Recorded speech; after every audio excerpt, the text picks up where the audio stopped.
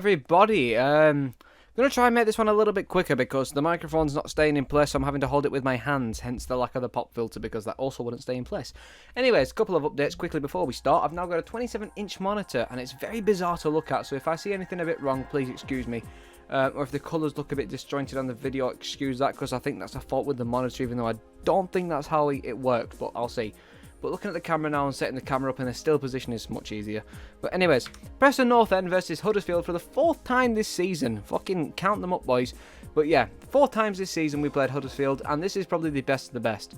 So let's digest this, let's dissect.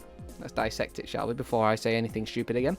The first half had us show some quality players. The back and midfield did their jobs really well and they looked very creative. The forward options, however, were blatantly missing and a few good chances amounted to absolutely nothing, as per usual. Second half had us look silly as we went behind due to Woodman's awful distribution once more, but soon got back through an own goal. After this we seemed to have gained a little bit more confidence and a second wind as Bambo nets a rocket from a corner and Brown taps one in from close range to seal the deal. So as we can see from the match stats, we had 15 shots on target, they had 5, we had, we had 15 shots altogether, they had 5, we had 3 of them on target and then 2, which for them is fine enough, but having only 3 on target from 15 shots is a little bit weak, to be honest. That could do with some fine tuning, but it's good to see us have more than 7 shots for a change. That's pretty good. Of course, we didn't play Ched today because he had a bit of a tight ankle or tight thigh or something like that. So instead it was Woodburn and O'Neill up front, which O'Neill's not a striker, he's an attacking midfielder. I'm just saying. Fernandez, McCann, Ledson, Johnson, Brown, Diaby, Lindsay and Hughes. Diaby absolutely leading the way with man of the match yet again, back to back. He was fantastic. So let's take a look at these player ratings, shall we? I can fit so much more onto the screen now. It's so good. I should probably actually zoom this in because I don't know if you guys are going to be able to see this very well. Freddie Woodman a 5. Could do nothing about the goal and didn't have too many saves to make over the piece. Couple of shaky moments over the course of the game, which is obviously what we expect by now. One of which almost resulted in Huddersfield retaking the lead at 1 apiece, which needs work. DRB 8. Look at that rating. He's gone from a 3 to an 8.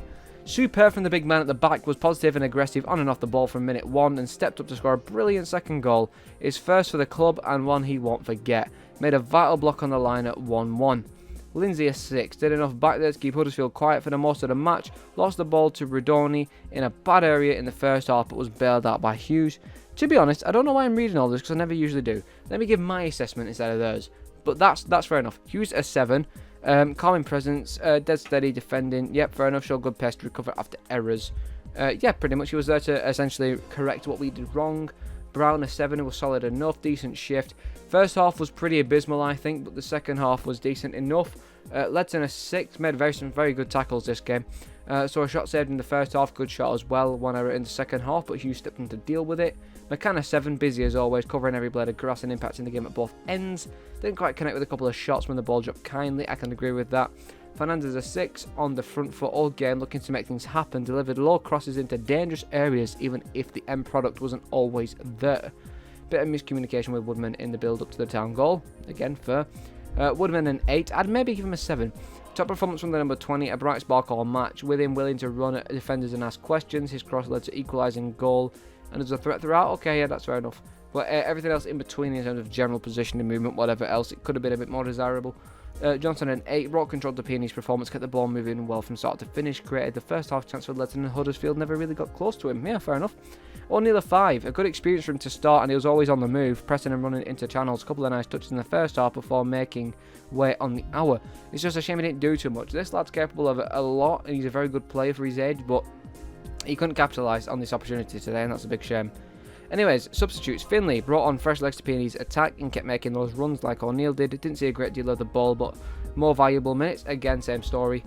Brady is 6. Good to see him back. Introduced later on. Good to have him back on the pitch, like I just said.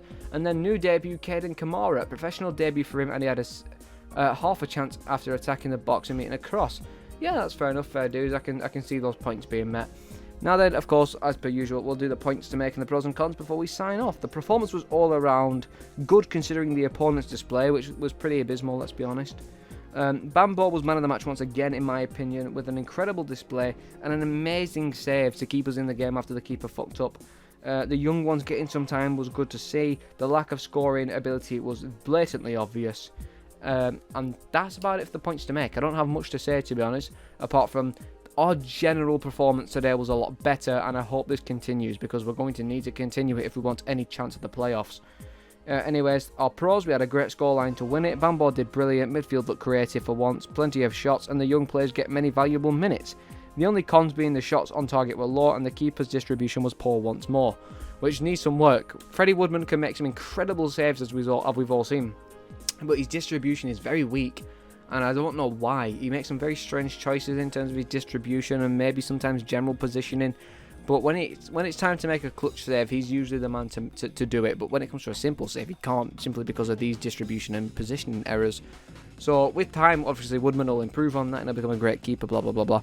But until then, yeah, a little bit concerning, let's be honest. But overall, like I said, pretty good display for what it's worth, especially compared to Boxing Day. Where was this on Boxing Day?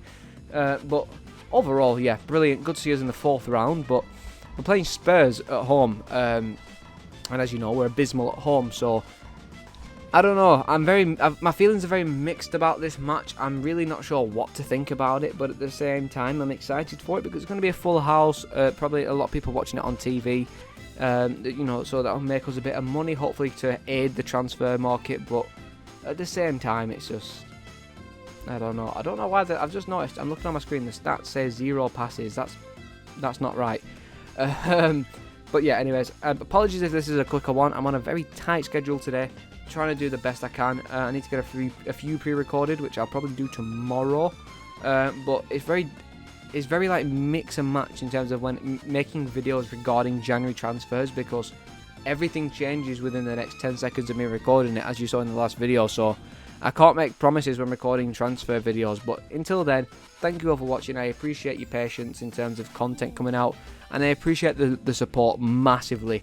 The growth I've had in the last few days has been unbelievable. We've jumped from 2.5 to 2.6k to almost 3k. It's incredible. You guys are the best, and I can't thank you enough. Whether you're a PNE fan, general EFL fan, or a general football fan, you're incredible. Thank you so much for this support. It means so much to me. And if we want to keep the Steam train rolling, then please share this video, leave a comment. By all means, comment will only help me out. I can, engage in discussion with you guys as well. What did you think of the game? Do you think we deserve Tottenham in the 4th round? Do you think we deserve to go up this season, etc.? And also, just in general, just if you enjoy what you see, subscribe for more. I'm always here to make PNE content. That is what I want to do. I want to make PNE content. So if you guys want to see some PNE content, whether that be deep dives into match reports or history, anything like that, drop the subscribe and I'll make any video that you guys request. As long as there's enough demand for it and it seems like an appropriate video to make, I'll make it. So drop some suggestions in the comments, why not? What PNE videos do you want to see? FA Cup history maybe? EFL Cup history? League history? Past players? Best goals? Best kits? Etc. Drop it in the comments, I'll respond. Hopefully we'll get engaged in some good discussion, and make sure to follow the Twitter as well, because we engage in so much conversation on Twitter, so much good stuff going around, so many lovely people. We're approaching 400 followers as well, which is pretty cool, so let's jump on that while we can, shall we? Let's keep the Steam train rolling. Let's keep the momentum going, because we're all in a very happy place as a PNE community right now, and it's brilliant to see, and I'd love to be a part of the conversation. So let's get it going, shall we? But anyways, thank you all for watching, and I shall see you if I make another transfer video, or if you're only here for the reports at the weekend for PNE versus Norwich. Thank you all once more, and I will see you whenever that may be.